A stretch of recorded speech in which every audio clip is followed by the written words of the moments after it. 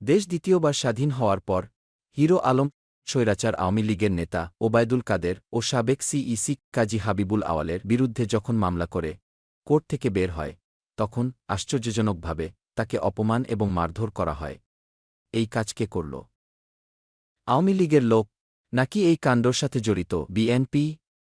এবং বিএনপির লোক যে হিরো আলমকে হামলা করল, রনি সরকার সেটাও গ্রহণ করে নিল। কি আশ্চর্যের ব্যাপার! রনি সরকার বলেন, হিরো আলমের উপর হামলায় আমি বগুড়া বারের আইনজীবী ও বগুড়া জেলা বিএনপির যুগ্ম সাধারণ সম্পাদক নাজমুল হুদা নেতৃত্ব দিয়েছি।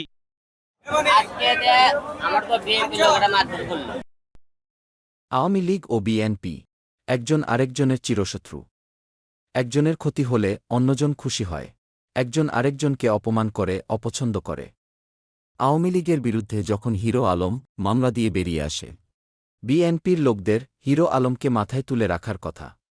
তাহলে তাকে হামলা করল কেন? এর পেছনে কি সেই গোপন রহস্য?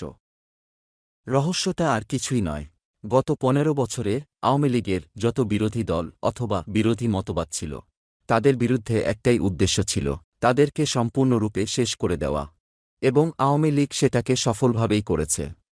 বিএনপির শীর্ষস্থানীয় নেত্রী খালেদা জিয়া এতদিন কারাগারে বন্দী। তারেক জিয়াকে দেশ ছাড়তে হয় এবং খালেদা জিয়ার আরেকটি ছেলে কোকো নির্যাতনের শিকারে মারা যায়। যখন বিএনপির এত করুণ অবস্থা, যখন তাদের কোনো কিছু নেই, এমন সময় কিভাবে সম্ভব যে বিএনপির কিছু নেতারা এত সুবিধাভোগী হল আওয়ামী লীগের ক্ষমতার সময়ে? এটা কোনো গভীর কিছুই না। তারা বাস্তবে আওয়ামী লীগেরই প্রক্সি, আওয়ামী লীগের দালাল, যাদেরকে আওয়ামী লীগ শেষ না করে বাঁচিয়ে রেখে কিছু সুবিধা ভোগ করতে দেয়, শুধুমাত্র একটা কৃত্রিম গণতন্ত্র দেখানোর জন্য। আওয়ামী লীগ আন্তর্জাতিক বিশ্বকে এবং সবাইকে দেখাচ্ছিল যে তাদের বিরোধী দল আছে এবং বিভিন্ন জায়গায় নির্বাচন হচ্ছে। সুতরাং এই সমস্ত দালাল যারা বিএনপির নামে অথবা বিএনপি অংশ হয়েছিল, তারা শুধু নামেই বিএনপি ছিল, কিন্তু তাদের বিশেষতা ছিল আওয়ামী লীগ ও ভারতের সঙ্গেই। এইসব দালাল এখনও বিভিন্ন জায়গায় ছড়িয়ে আছে। তাদেরকে দেখে মনে হচ্ছে তারা বিএনপি দলীয় স্বার্থের লোক, তবে বাস্তবে তারা আওয়ামী লীগ ও ভারতের অনুচর, এবং তারা সেই জন্যই কাজ করে যাচ্ছে। তারা দেশের মধ্যে বিভিন্ন অরাজকতা সৃষ্টি করছে, যাতে বাংলাদেশে কোনো আইনতন্ত্র না থাকে। এটি শ্রমিক লীগ ছিল, এখন আয়া শ্রমিক দলে দাবি, এখন এরা শ্রমিক দল দাবি করে। আওয়ামী লীগের আমলে চাঁদাবাজি করে খাইছে, এখন এই আবার আয়া বিএমপি কে আমরা বিএমপি শ্রমিক দল।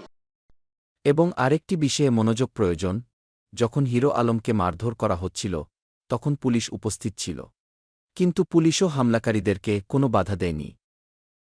আমরা খুব ভালো করে জানি যে বাংলাদেশে এখন কোনো পুলিশ নেই। যখন পাকিস্তানের স্বৈরাচারী সরকার উপস্থিত ছিল দেশ স্বাধীন হওয়ার পর, পুলিশকে তখনও পালাতে হয় নাই। এমনকি এরশাদের পতনের পরেও পুলিশকে পালাতে হয় নাই। কিন্তু এই ১৫ বছরে এমন কি হল যে পুলিশকে পালিয়ে যেতে হল? এর কারণ আমরা জানি।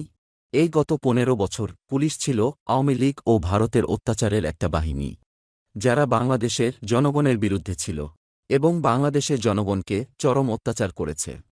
তাদের কর্মের শাস্তির ভয়ের কারণেই তাদেরকে পালাতে হয়েছে। এবং এই পুরো সংস্থাটি আওয়ামী লীগের লোক দ্বারা ভরা, এবং তারা চাবে আওয়ামী লীগ আবার ফিরে আসুক। এবং যারা আওয়ামী লীগের দালাল, আর্মিতে, পুলিশে, র্যাবে, বিভিন্ন পোস্ট ও বিভিন্ন প্রশাসনে পালিয়ে আছে, তারা চাবেই দেশে কোনোভাবে একটি অরাজকতা সৃষ্টি করে আওয়ামী লীগ ও ভারতের ক্ষমতা আবার ফেরত আনা। আমরা আশেপাশে যখন পুলিশ দেখি, অনেকে হয়তোবা অভিনয় করছে, অনেকে হয়তোবা কথা বলে যাচ্ছে, কিন্তু আসলে তারা আওয়ামী লীগ ও ভারতকে আবার ফেরত নিয়ে আসতে চায়, যাতে করে তারা এবারও সেই সুবিধা ভোগ করতে পারে। এর কারণে যখন হিরো আলমের সঙ্গে এই রূপ আচরণ হচ্ছিল, তখন পুলিশ উপস্থিত থাকার পরেও বাধা দেয়নি। সুতরাং আমরা বাংলাদেশের জনগণ হয়ে আমাদের দায়িত্ব এই সব পুলিশের বিরুদ্ধে রুখে দাঁড়ানো এবং তাদেরকে আইনের আওতায় আনা। তাদের ব্যাকগ্রাউন্ড চেক করতে হবে এবং তাদেরকে প্রশ্ন করতে হবে তাদের সামনে এই ঘটনা কিভাবে ঘটল এবং তারা কিছু না করে কেন চুপ ছিল। তাদের উদ্দেশ্য কি? তারা কি দেশে অরাজকতা সৃষ্টি করতে চায়? আরও একটা গুরুত্বপূর্ণ বিষয়, এই আইনশৃঙ্খলা বাহিনী আবারও নতুন করে গড়ে তুলতে হবে ওই সমস্ত ছাত্র দিয়ে যারা পড়ালেখায় পাশ করে বের হয়ে আসছে, যারা হচ্ছে ভারতের ও আওয়ামী লীগের বিরুদ্ধে এবং বাংলাদেশের স্বাধীনতার পক্ষে। আমাদের দেশের পুলিশ ভারতের অথবা আওয়ামী লীগের নেতা দ্বারা নিয়ন্ত্রিত হলে চলবে না। আমাদের দেশের পুলিশ নিজের দেশের স্বার্থেই হতে হবে।